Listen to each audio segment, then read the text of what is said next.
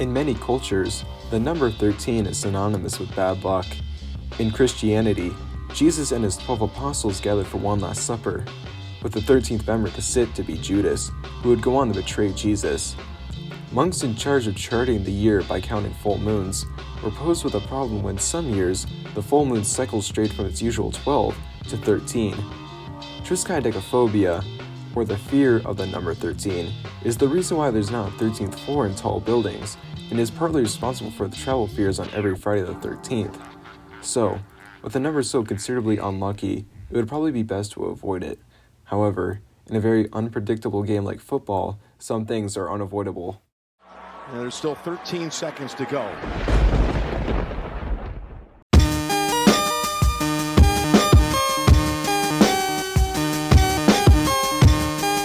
In the past 5 years, the Buffalo Bills have found success. After drafting quarterback Josh Allen, the Bills have made it to the playoffs 3 out of their past 4 seasons. So for the first time since the 90s, the Buffalo Bills have found stability at the quarterback and head coach position. In 2020, the Bills had one of their best seasons in decades, going 13-3 and Josh Allen having a near MVP season. The Bills would end up being the 2 seed in the AFC playoff bracket. They would end up beating the Colts in the wildcard round and the Ravens in the divisional round. Next game up is the AFC Championship game, and this game decides which team from the AFC will go to the Super Bowl. So who are the Buffalo Bills facing?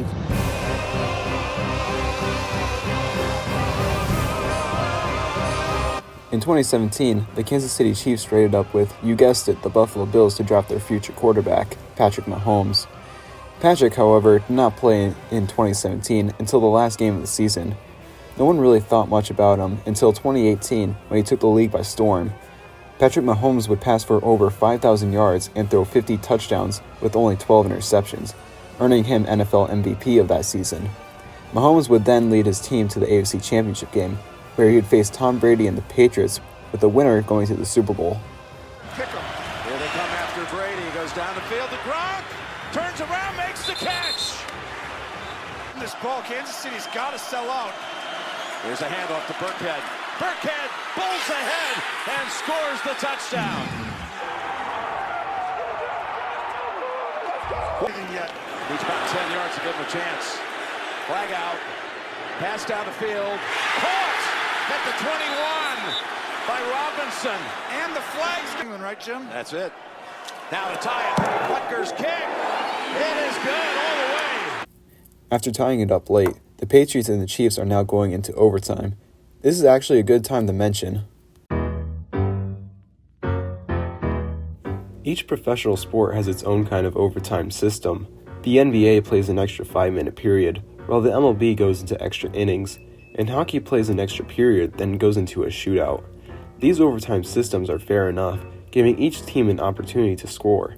Unlike the NFL, in the NFL, the team that gets the ball first in overtime can win the game just by scoring a touchdown. And how does the NFL decide who gets the ball first? You're the visiting team, it's your choice. Heads. Heads. Heads is the call. It is heads. You want the ball. That's right, a coin toss. Your team is given a 50-50 chance of possessing the ball first and given a huge advantage to win the game. Now yes, a defense can make a stop on that first possession and let your offense try to win the game. However, the fact that an offense would not be able to possess the ball in the first place should be a crime. So with the New England Patriots possessing the ball first, the predictable happened. New England's tried to play action earlier. I can't see it here. This has to be a run. 2nd and goal. To Burkhead. Burkhead to the end zone. Hello, Super Bowl. New England is heading back again for the 3rd straight year.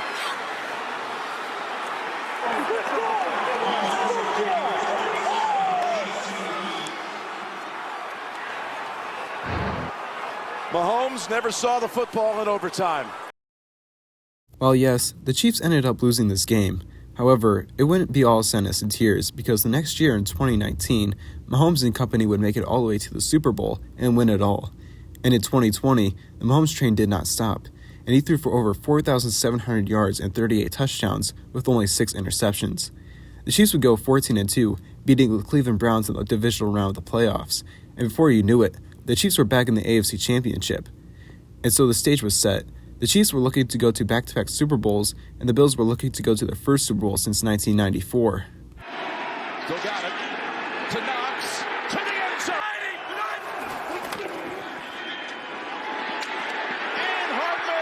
6 in this game. First and goal. It's Williams up ahead, reaching. I think the knee's down. Now they're going to call. Go into the flat, or they do that and then go right to the middle. Fake it and then go right there or back to the flat. Here's Mahomes. Look at underhanded. He throws it for the touchdown. Tough pass picked off. Fenton has it. Fenton, who just came. Let's see who motions, let go, and then get the ball to the flat quickly, somewhere crossing. Lobs it up in the. The next offseason goals were made very clear by the Buffalo Bills front office. The Chiefs were the team to beat in the AFC. If we can't beat them, they will never make it to a Super Bowl. Particularly enough, the Chiefs ended up losing the Super Bowl to Tom Brady and the Buccaneers. One of the key reasons the Bucs won was due to their defensive line. As long as Patrick Mahomes was being pressured and given no time to throw, then there would be a good chance that high-powered offense would be subdued. So during the NFL draft, the Buffalo Bills would draft 2 defensive linemen with their first 2 picks. The Buffalo Bills already had a lot of depth at defensive line. However, the Bills' strategy was to replace defensive linemen as the game goes along. So when one teammate gets exhausted, a fresh teammate could come off the bench and fill its place. This advantageously made the defensive line very effective, especially when first and second round picks are the ones coming off the bench. So, with the offseason set, there was only one way to see if the Bills' offseason worked, and that was to play the Chiefs.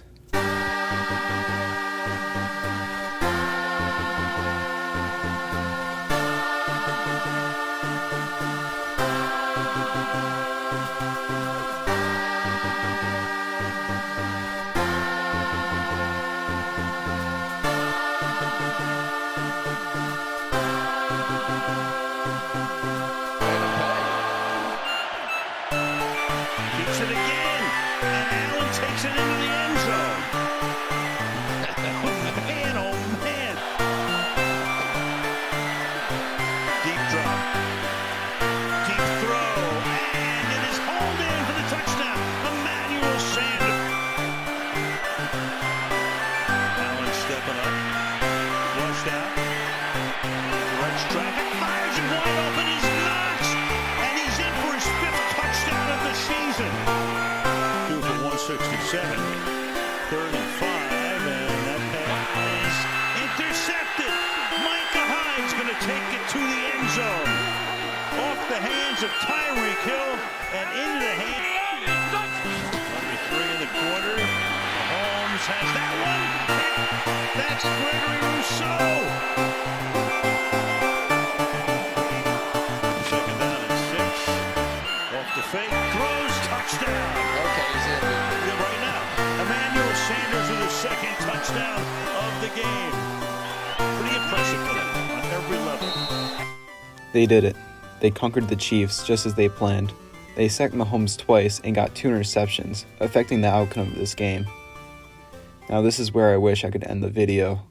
But however, this would not be the last time the Bills and Chiefs would play this season. After both the Chiefs and the Bills destroyed the wildcard opponent, they were yet again set to face each other in the playoffs, and the stakes are high. There are 4 divisional games, with this one being the last of the 4, which means we know who the next opponents will be.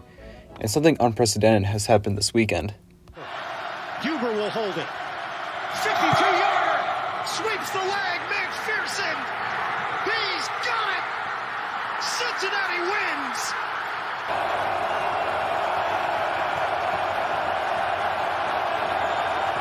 Kick was down the middle and good! 49ers win it!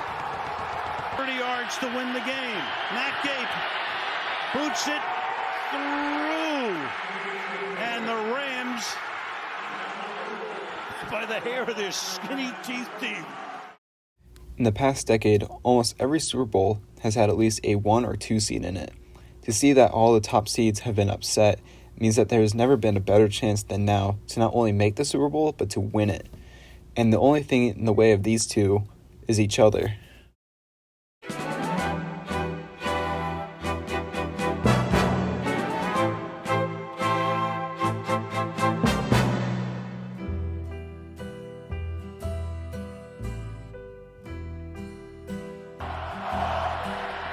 The toss. Singletary, touchdown on the opening drive. Wow, what a drive to start off on the road. Going against the best third down defense in the game. Mahomes, all kinds of time. Again, he's going to take off and succeed. Did he get the pylon? A little confidence. Going to spin around. Bills are there. End zone. And Pringle is there. What a catch. Touchdown, Kansas City. Everything opens up, like right here. Stuff's open, throws it. They come first and 10 to the end zone. It's caught. Davis with the touchdown. Buffalo drives down the field in a hurry. And you know what? That's just still not showing up yet today. Here's Hardman. Takes the handoff. Oh, somehow they missed him. He dives and he scores. Oh my goodness! How did that happen? Hardman. No first downs, just that one drive. It was a quick one, and they go deep. They've got a man. It is Davis for his second touchdown of the night. Wow! We talked about quarterbacks in these two days and have them come up on the inside. Some of these guys. Fires it into wide open. Remarkable touchdown, Buffalo. Davis again.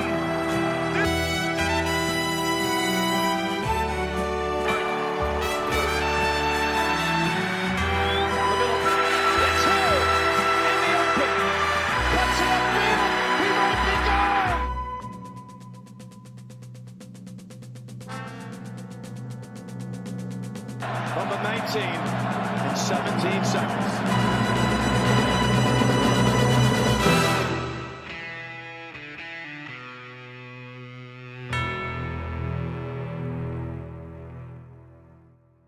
With 13 seconds left, this game should practically be over, with a seemingly inevitable victory for the Bills. When a team has a season built around and dedicated to this very moment, it is rewarding to know that the hard work and devotion put in to improve yourself has finally paid off. And over on the Bills' sideline, Josh Allen can be heard telling Gabriel Davis, 4 touchdowns to send us to the AFC Championship. Let's go! all the Bills have to do to make this a reality is to simply make a defensive stop, with the only thing standing in their way to the AFC Championship, and ultimately their goal to reach the Super Bowl, is the Chiefs' offense. And 13 seconds. Can't believe that defense got beaten up like that. To this Here's Hill. they're going to have a chance. And we call timeout quickly. They actually have a chance to get Bucker in field goal range here. They need about 15 yards to have one of those long-range Hail Mary kicks. Got to throw it right away, right now to someone in the middle. Down the middle. Oh, my goodness!